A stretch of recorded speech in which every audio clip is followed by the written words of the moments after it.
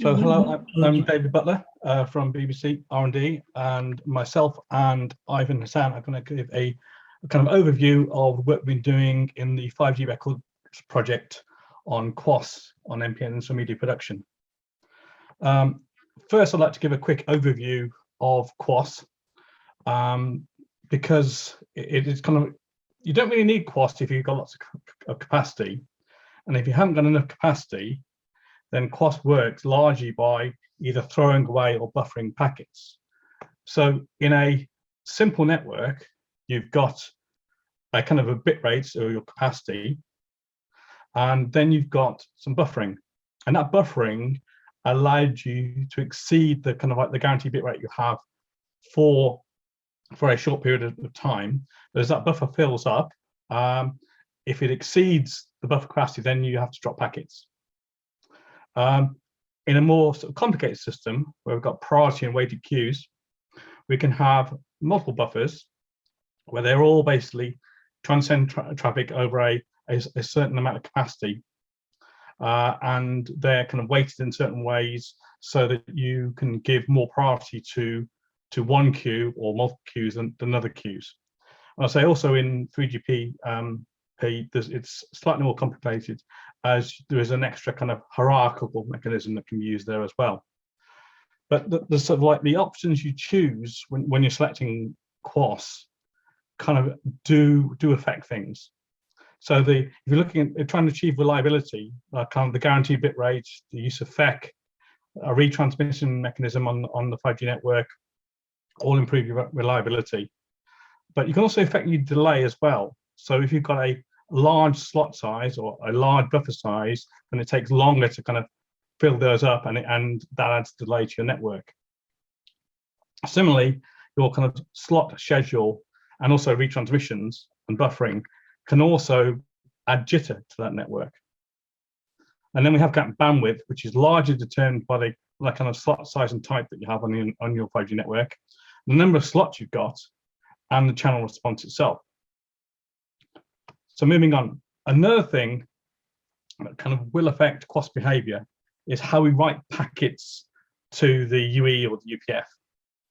In the production world, in the ST2110 world, we actually employ traffic shaping. If you're sending video without traffic shaping, then typically a video sender will send all the packets close to the start of the frame. And that gives you a high bit rate for a kind of short duration. So instead of having, say, an uncompressed HD bit rate of about gigabits per second, you could be sending 17 gigabits per second of video into your UE, or sorry, into a device. And in the 2110 world, we actually have a standard which is ST211021, where we have a method of measuring how well the traffic shaping is working. And it has this concept of a virtual receiver for kind of like a modem, or another type of buffering system for switches. And if you employ this traffic shaping, then you get a kind of an even distribution of packets across your video frame, and you get a very much lower, higher peak bit rate. And the same, to some extent, can actually apply when you're using compressed video. So here I have an ST2110 modified measurement for compressed video, where we've got most of the packets are being sent in the first kind of third or so of the frame, which gives us a higher bit rate. So instead of having a kind of a peak bit rate of 48 megabits per second, it's close to 140. And you could also have multiple video senders all trying to get at this capacity. Now, this is a much older picture. In fact, we now evenly distribute the stripes for the H.265 video over the frame, so it has a much lower peak bit rate.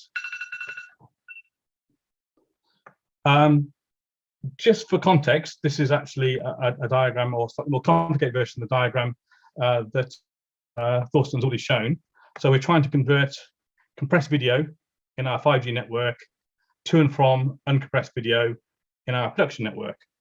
And the thing we're particularly focusing on is how our media orchestration and control gateway programs QoS in the 5G network. So it can either talk to the NEF or the PCS function in the 5G network to program kind of individual QoS streams that apply to the elemental streams that are going over the 5G network. Now, as broadcasters, what we're really looking for is some sort of equivalent of a service SLA over this 5G link. And we want really a kind of a guaranteed delivery. So we want guaranteed bit rates, guaranteed latency, low packet loss. We're not really interested in kind of max bit rate because that could potentially drop packets from the video. We're interested in prioritizing perhaps certain video streams. And if we do get into capacity problems, we want to perhaps degrade or depreciate some of those streams. And also we're kind of interested in some of the kind of more future kind of functions of the 5G networks, which is the new radio. And one of the things that perhaps hasn't been touched on yet, we also need the ability to support P2P for synchronization of all the cameras. And one thing that's going to be of particular importance is seeing problems in the network, so seeing flow status and notifications in the production facility if we're starting to have problems with capacity. Now, if you imagine a kind of like a pop-up kind of little studio using 5G, we've got multiple devices all on the 5G network, and some of these devices, such as cameras, are kind of potentially moving around this pop-up studio. Some items, perhaps such as a memory protection stuff doing perhaps some bit of editing, could be fairly stationary. But all these radio signals will be affected by people moving around the environment. And so we will need the kind of the new radio functions and the ability to do MIMO and beamforming and all these things to kind of achieve the capacity we need. And one thing that's important to say is that even though in 5G there's way much more downlink capacity than uplink capacity, we are mostly using upstream capacity. And the highest bitrate videos will be going on the upstream link. Now, when we're trying to program QoS settings into the 5G NPN, there are a couple of interfaces that can be used, but their availability is really dependent on kind of what release of the 5G standards you're using, who owns that network, and whether we're actually allowed to access that interface, and also whether those interfaces are implemented or not. So the main ones are the PCF and the NEF ones. And there are different levels of functionality on the PCF, depending on which release you're using.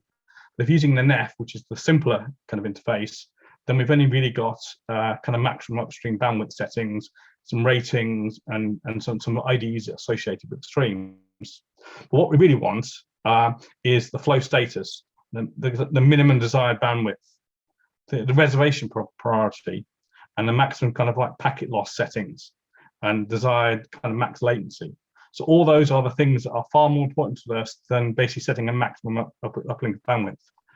I'd now like to pass on to my colleague, Ivan. So if I stop my share, hopefully Thanks, I'll Dave. Let me just get in there. Hopefully you can see something now. Yeah. So picking up from what Dave was talking about, so if we apply what we've seen there and what Thorsten talked about to media production, we realized quite quickly it's more than just one, the output from the camera we're dealing with. There's many feeds of different importance coming to and from the camera, and they basically can be grouped into sort of like things that are really important for the program output, the video of the camera coming out, the audio from the camera. Things to do with communications, directors talk back, so we know where to point the camera, and the control aspect, because you can see in the picture on the left here, this camera operator has got his hands full with that camera, so he doesn't have the ability to do the iris, necessarily do the focusing at the same time. So that needs to be done by somebody else, and so that's part of that control element. And of course, on the right is that's the dream, to have it in a box that we can just turn up like a light setting. We plug it up and it just goes. Now, obviously, you've seen this one slightly before, so Thorsten got there before me. And here if we look at those signals that go to and from the camera, we can see that grouping of we have here, and this is the output. This stuff here, this is pretty latency sensitive. If the timing falls apart, we'll start getting things out of sync, or the picture will start breaking up, which is no good for anyone. We obviously have the talkback and the different types of talkback as well. We also have the return video. This is particularly important if you're doing shot matching. So two operators trying to do talking heads, trying to have similar pictures. And then we have control. Now, control is a lighter payload, and it is smaller, and it's not so continuous. Therefore, it's probably more capable of fitting into that opportunistic, probably optimistic as well, little gaps in the network. And as long as it isn't too laggy, delayed, then iris and focus control would still work fine. So if we look at the definitions, and my previous presenters have talked about this, you'll notice that actually, if you look, whilst there's only a few things sending feeds upward using the uplink, they are the big ones. The other thing to call out here that's important, I won't go through every single one here. Audio is important, because if you actually, that's where you first start to see synchronization problems, because a frame of video gives you maybe about 20 milliseconds, but it might be try not to get near 20 milliseconds, because are you in frame 1 or frame 2, because you might have jumped the boundary between two cameras. But audio, that gives you problems, because you can start getting harmonization and brains not working, because how many times have we been in a Zoom meeting where the audio is horrible and our brains can't function. And sync and timing, very important, and that needs to follow the same route as those main feeds from the camera. So if we look at that priority map we had earlier, actually we know the TX output's the most important, comms is pretty important, and control we know needs to work. And if we expand that bigger than the camera and actually look at what might we expect in a studio or broadcast environment, we're going to have presenters, floor monitors, floor managers, and we're going to start to see straight away that we've got synchronization issues going on. And we also need to make sure that if anything starts to go wrong, as people move around, the bandwidth, as you know, when using your own mobile phones, as you move around, the data side can start to have black spots. Start to have black spots. So we need a way of deprecation in a smooth way. But the most important is that the production still has confidence that the camera, the system, is still solid and working. It's not that, I can't talk to my cameraman anymore because talkback failed. And if we look at those service descriptors, just exploring them further, we can actually start to look at the possible bit rates being used. And we can start to look at maybe the characteristics of the latency and jitter involved that would start to play up. And the first thing to point out is on a Vision, especially if you're doing 2110, on a Vision mixing desk, there are actually some issues to do with that it won't accept an input if it's outside of its tolerance. So it doesn't matter what our network's doing if it's arriving outside. That gives us a third-party limitations on what we have to work with. But generally looking at those three bubbles, we see on the left there, we see that actually probably 3 quas groups, probably in a weighting around that kind of formula. This is kind of for what we've been doing. Obviously, this could actually change based on the equipment and what you're doing. And also, there has been quite a bit of work done on trying to get, as Dave mentioned earlier, PTP over radio networks. It is difficult if this thing called TSN, time-sensitive networking, isn't enabled. And that actually is one of the big blockers at the moment. Obviously, if you look at some of the control aspects, things can't be too long. Otherwise, if you're trying to control a focus on a lens or an iris or trying to put a tally on, it's just unmanageable. Some other quick things just to point out very quickly is obviously, as Dave pointed out, 5G actually has the ability or potentially has the ability to specify the maximum and minimum latency and jitter in a workflow. So these QoS groups could be specified with these boundary characteristics to ensure that actually when we do the live program, the actual program output, it meets the definition of what the vision desk needs. Whereas down here in control, we can play with these numbers to favor what happens in the program output. And also, just to point out again, you think, well, why not just put this in 3 slices? Well, one of the problems is to do that, you would need actually a modem, which is capable of taking those 3 slices, which are effectively 3 different networks with 3 different IP numbers, and route between them. And this requires, to do it properly, requires special silicon, which kind of isn't available today in a lot of devices, and probably not going to be able to be Velcroed to the side of a camera easily. So let's explore a little bit further. Let's look at a typical pop-up studio. So in this, we're just taking a simple view that this is 2 presenters, 2 guests, 5 cameras, some microphones, 4 mics. The presenters have got a couple of in-ear monitors. We've got 2 assistant floor managers to coordinate what's going on, and we've got some floor monitors. And as we start to look at the numbers, we kind of are aware straight away that we've got an assumption we have to make about how much bandwidth we have to play with. And in the bandwidth we assume we've got 100 megahertz bandwidth in the radio side, using probably a standard 3GPP TDD. That's the slot structure. And you can't play with that structure too much because it interferes with or creates interference with other 5G operators, and there are some standards that prohibit you from changing it too much. So if you're stuck with about 100 megabits bandwidth, you have to get 5 cameras and all this kit in 5 megabits, meaning, as we do the calculation with some overheads for the network, we actually find we were hoping for 25 megabits for the cameras, but really we're finding we're doing it using 18. Not a problem in this situation, because with the advancements in modern encoders, especially in high efficiency codecs, and the fact this is a talking heads, this is not live action, this is not a football match or Tour de France. So therefore this works fine in this scenario.